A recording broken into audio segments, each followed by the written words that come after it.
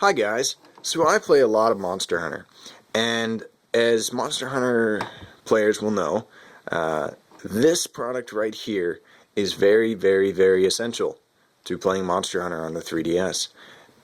It allows you to move the camera and move around and attack, and it just makes the camera moving easier, more or less. The issue with it is that it makes your 3DS kind of big, kind of cumbersome. This will definitely not fit in your pocket, I guarantee. But for people with big hands like me, it's actually quite comfortable.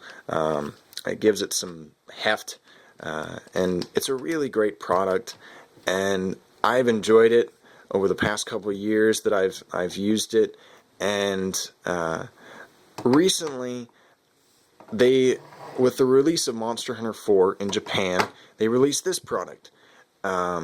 This is the Monster Hunter 4G expansion slide pad, and it is designed specifically for Monster Hunter.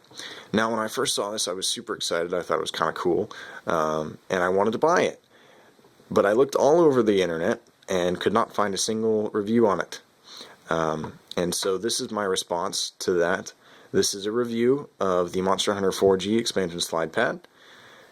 I'm going to go over the ins and outs of this and how I compare it to this. I've played with it a couple hours. I put quite a bit of time into it, and I'm going to go over the adjustment period and what's different about it, what you got to get used to, if you should buy it or not, price, all that fun jazz.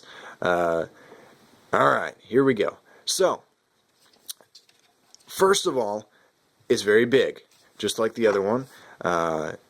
Although this one is more like a controller. It's got these outjuts here, like a controller does. It's got the little handles you can hold on to. Quite comfortable. I enjoyed it quite a bit when I first got it. The difference between this and this is you can obviously see there's no circle here. Where is it? It's right here on the left.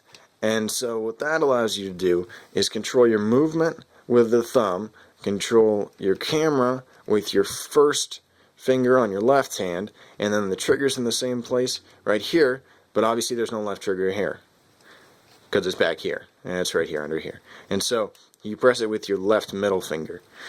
And so what this allows you to do is control the camera, move, and attack at the same time. It's really, really interesting playing with it. When I first opened it up, it was quite entertaining, actually, because you're just not used to using your first finger like that. I know that in the previous versions of Monster Hunter on the PSP, you had the claw thing going on where you controlled the camera with this and you moved around with this, but I was introduced to Monster Hunter through Tri, and so did not get a chance to play that. And so when I first opened this up, and I started playing with it, I would move this and I would move my thumb at the same time, and sometimes I would get confused and I'd actually try to move the camera with my thumb, and that obviously did not move the camera, that moved my character and caused a lot of untimely deaths that I do not care to remember. And then this was fun as well. There were a lot of deaths where I was not able to remember how to switch to potions or how to sharpen my weapon, and so the monster would take advantage of me. But after a little bit of time, I've grown used to it, and I can say that it is quite the enjoyable experience. After you get used to it and you have to stop concentrating on actually what you're doing with this hand, because there's a lot going on. After you stop having to concentrate, it's very seamless, and it allows you to do some things that you were not able to do before. For instance, like if you're attacking a monster and you're spamming your attack moves and you're trying to get off as much damage as possible, you don't have time to switch the camera direction. And if you do, you're really good at the game. But with this, you can change your camera direction and therefore control which direction you roll. And so if a monster you know is about to do an attack and you're attacking it relentlessly, and you know where the attack's coming from, you can move the camera so that you can roll in a particular direction. That's really nice. And so overall, it makes it a lot more seamless. Once you get used to it, you don't have to switch back and forth. Now the downsides. So, with this one in particular, up and down on this I'm still not quite used to it. You have to move your finger like this, and it's curved around like this, and it just doesn't, it feels weird at first, and I'm still not quite used to it, especially for underwater battles. I just use the lock-on underwater at the moment because I can't control whether or not it goes up or down. Now, keep in mind, this was designed for Monster Hunter 4, which has no underwater battles, and so the up and down are not that big of an issue in Monster Hunter 4. I know that it's got a seamless camera, and so it doesn't have like the click lock thing going on. But in Monster Hunter 3, the underwater battles are the seamless camera, but you can't control the up and down very well. And so that's one of my only complaints about this, other than the fact that you can't fit this in your pocket. Good luck.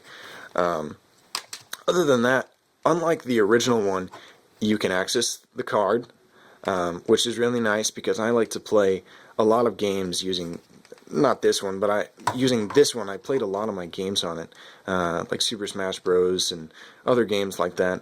I would use it to hold because I have big hands, and the 3DS is not a very big console, and so my hands would get tired, and so what I did is I played it with that in there, and every time I wanted to switch games, I'd have to pull the 3DS out, switch the game, push it back in. Just a little bit of a hassle. This makes it easier. I can still access the card. The stylus is still not accessible. It's blocked. You can see it there. It's blocked by the reader here. I do like this one better for playing other games with because these buttons are more open. On the previous version, I'll show you here, on the previous version, they were sunk in, and you could, but it wasn't that great. You could reach around and push these buttons, but they put these buttons here for a reason, so that you didn't have to press these. But when you were playing games that didn't use the CirclePad Pro, these buttons didn't work. And so with this one, I found out when I'm playing other games, you can reach around and grab these more easily because there's space to do so. The only other complaint I have about it is this button at first is a little funky. It's kind of in your way until you realize that it actually exists. And other than that, it's a great product. They're both really well built. It's very, very, very sturdy. The battery life is very impressive. Definitely outlasts the battery life of the 3 hours you get with the 3DS. It's like 300 hours or something. I've only replaced the battery in this once, and I've had it for like a year, and I put like 200 hours in Monster Hunter. So overall, great product. I'd recommend it if you're a Monster Hunter fanatic or you really like Monster Hunter. I would definitely recommend it for you. It's great. It makes it a little bit more seamless. It's quite the challenge at first. It kind of makes it a little bit more fun. And alright, so the last thing here is price. This is sold in the United States. I actually bought this from Japan back when it was not in the United States. But if you were to buy it in the United States now, you can find these for like $2 at GameStop used. And around $10 to $15 new, if you're able to find them new. This one is not released in America yet. I'm curious to see if they will release it with Monster Hunter 4. But until then, I guess we'll just have to play it by ear. But I had to order this from Japan, and so the shipping was horrendous because I needed it before Christmas. But it cost me about $40. That's a little bit much for most of us, but it was worth it for me. I think it's a great product, and I really recommend it. Alright, see you guys later.